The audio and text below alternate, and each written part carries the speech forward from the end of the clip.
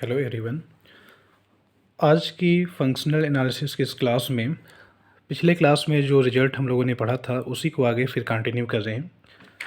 देखिए, पिछले क्लास में हम लोगों ने ये पढ़ा था कि टी अगर बाउंडेड लीनियर ट्रांसफॉर्मेशन होगा, if T is bounded linear transformation then, ये पिछले क्लास का रिजल्ट है, नोट करके मैंने बताया था। अगर कोई लीनियर ट्रांसफॉर्मेशन बाउंडेड होगा तो टी एक्स का नार्म लेस और इक्वल होगा NAARM of T into NAARM of x.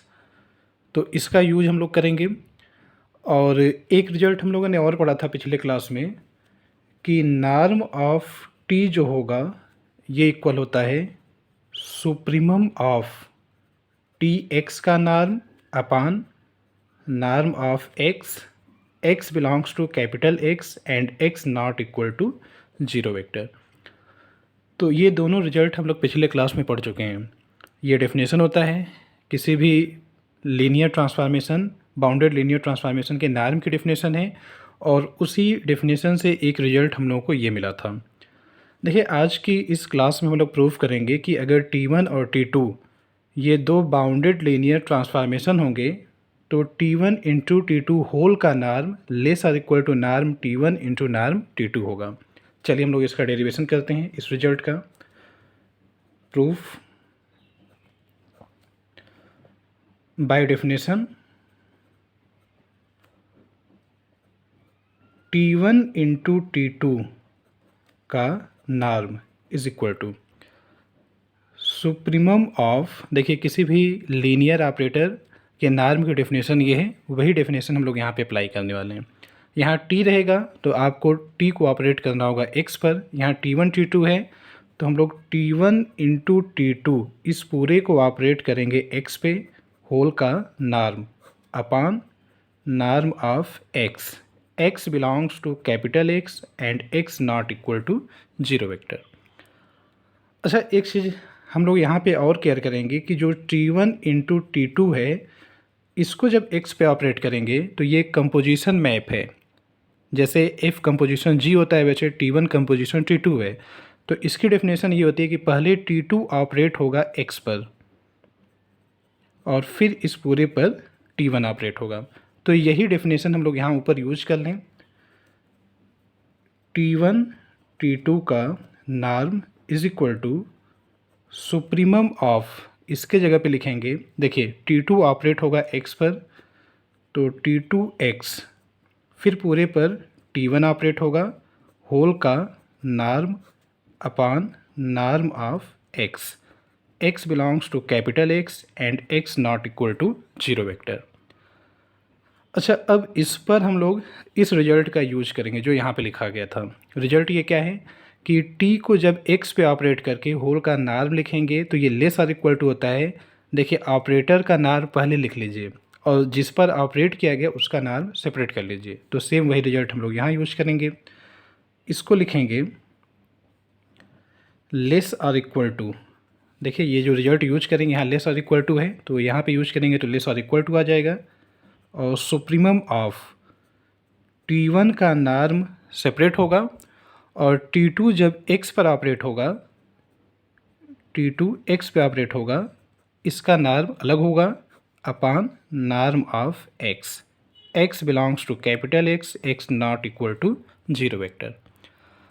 अच्छा, जो सुप्रीमम ये अप्लाई किया जा रहा है, सुप्रीमम ये हम लोग किस पे अप्लाई कर रहे हैं? जब x को चेंज करेंगे अलग अलग x के लिए आप इस चीज़ की मैक्सिमम वैल्यू निकाल रहे हैं, उसी को हम लोग T1 इंटू T2 होल का नार्म बोला गया है। तो देखिए, T1 का जो नार्म है ये क्या होगा, ये एक फिक्स नंबर होगा, ये x से फ्री है तो ये सुप्रीमम के पहले हो जाएगा।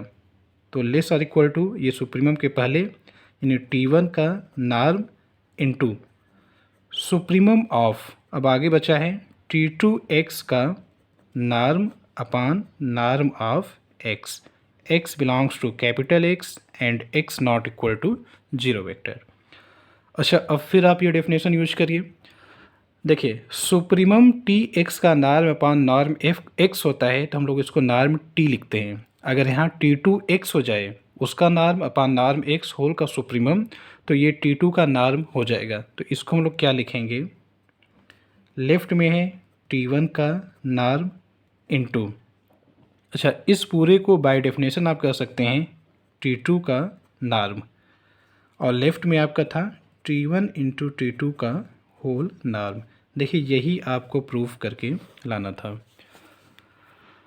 तो आज के रिजल्ट में हम लोगों ने ये समझा है कि अगर T1 और T2 ये दो बाउंडेड लीनियर ट्रांसफॉर्मेशन हैं, तो T1 इंटू T2 होल का जो नॉर्म होगा ये लेस और इक्वल होगा norm of T1 into norm of T2 के। तो इसको हम लोगों ने पिछले क्लास में दो रिजल्ट पढ़ा था। एक रिजल्ट ये कि अगर कोई लीनियर ट्रांसफॉर्मेशन बाउंडेड होता है तो उसका नॉर्म क्या होता है, सुप्रीमम ऑफ टी एक्स का norm upon norm of x. एक हम लोगों ने इस रिजल्ट का यूज़ किया है जो डेफिनेशन थी, और इस डेफिनेशन से एक रिजल्ट हम लोगों को ये मिला था, कल इसका डेरिवेशन मैंने बता दिया था। तो इन दोनों का यूज करके हम लोगों ने यहाँ तक किया है। तो ये टॉपिक आपकी कंप्लीट हो गई।